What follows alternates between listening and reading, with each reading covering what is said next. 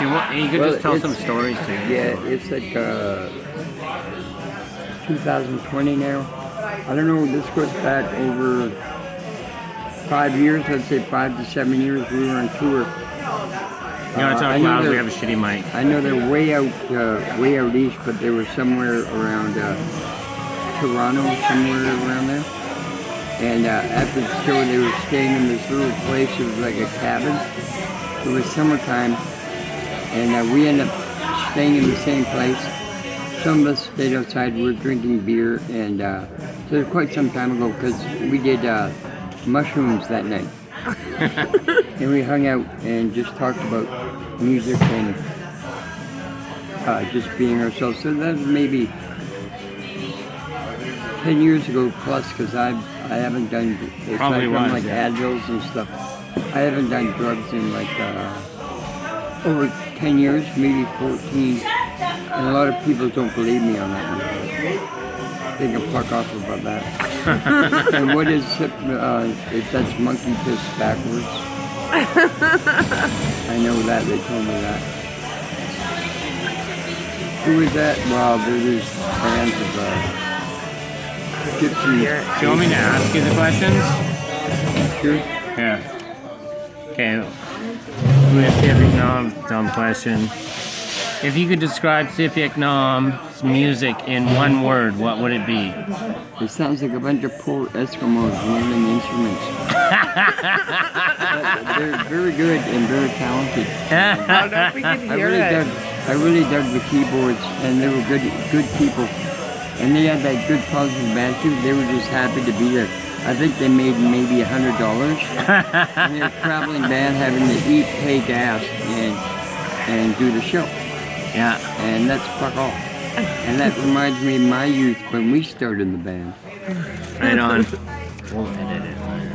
I just like their attitudes. They were totally nice. They're good kids, right? Yeah, they are kids, and they all had jobs, eh? Yeah, for sure. Yeah, and in fact, one of them, the reason why he kind of connected with me is he was delivering drug prescriptions to people's houses, and he knew my real name, Ken Chin, and he goes, "Do you have a brother named Alan?" And I said, yeah, that's one of my bigger brothers. I know Al, yeah. I have 5 brothers. Oh yeah. And Alan's one of the older ones, and Alan's on a kidney dialysis machine, and the guy from SIP delivers medication. Yeah, Al lives in Hay River, right? He delivers to my brother. Right. Yeah. Right, yeah, that's Bobby, yeah. And Bobby. That's how we started talking. Right, so right. He knows my brother, and my brother's hard ass, man. Yeah, I'm from Hay River too, so that's how I know all that.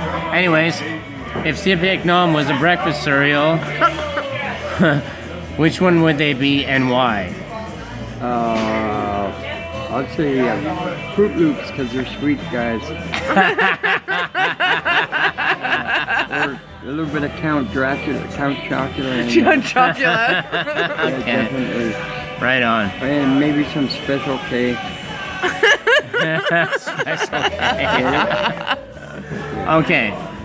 These are pretty dumb questions. So, what smell would you associate with Yeknom? Fucking baby seal. Baby seal. Okay. Would you trust Yeknom to do your taxes? Yes, I would. Yes, that's. Yeah. Trying to get what he's drawing there. Okay. In your opinion, what advantages and disadvantages did the band have coming out of the Northwest Territories? Well, travel. Travel, yeah. One thing, and nobody knows who the fuck you are because exactly, nobody knows who the fuck you are. And to do anything like you know, I don't even think they have a college radio over there, so no, they don't have no shit. exposure, and they had the balls enough to like just get in the van and go. Fuck yeah, bro. And that's what I like about them. And there's another band from Montreal. They have their name's Mexican and they speak Spanish, but they also speak French. And they live in Montreal. They're called Abarato. but they're the same spirit. No one knows who they are. Right. They put up their own EPs, and they kick ass, and they just get in the van and go. Right. Cool. It's that when we were young, that do-it-yourself spirit. And then we got lucky, and we got noticed by a record label, which meant exposure, and they were willing to pay for the records. Right. And all we had to do was tour for the record. We had to pay back the record company, but in the long run, yes. Yeah, for sure. And then we're allowed to do whatever the fuck we want. Okay. Like we play like about every 2 years now. So, what would best describe Sip Yeknom? What one word would best describe Sip Yeknom? Let's see, that's a tough one. Yeah, it is. Youth. Hey? Youth. Youth? Or Youth. energy. Ah. Or energy. They're so young. Yeah. And like I said, their positive attitude. They were so happy just to be there, even though they got paid a pittance. And I believe we bought them breakfast that night. You bought them breakfast? Sure, because they're hungry. Yeah, they were just And I know what it's like to be that way. Yeah, for sure. I remember we toured with this one band. They were opening. They were making shit all. And they were traveling from Calgary to here.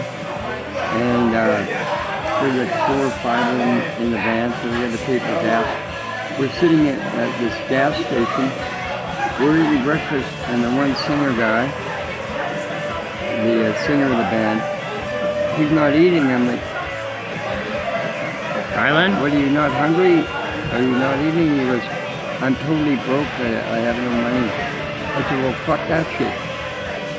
I said, get whatever breakfast you want. So we got a breakfast. And then years later, turns out he got enough money to open a comic book shop in Calgary. Oh, yeah. Different band, yeah. And then when I went to go visit him at the comic book store, he remembered that breakfast thing and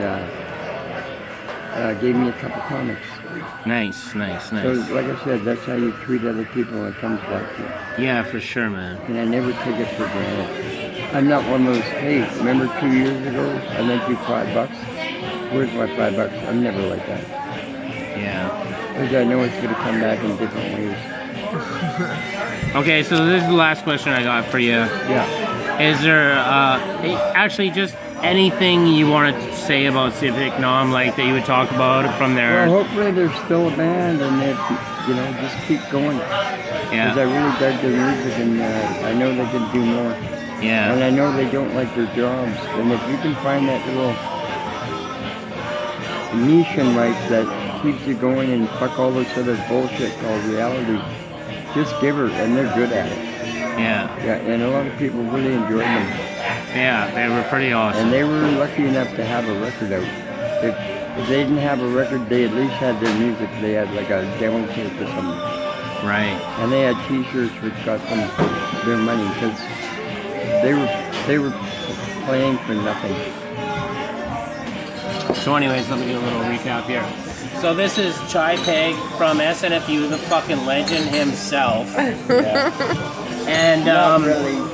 I'm just a guy that looks on something. something like that anyways. But yeah, we're talking about Sip Yeknom, and that pretty much wraps it up here. Hi guys. What?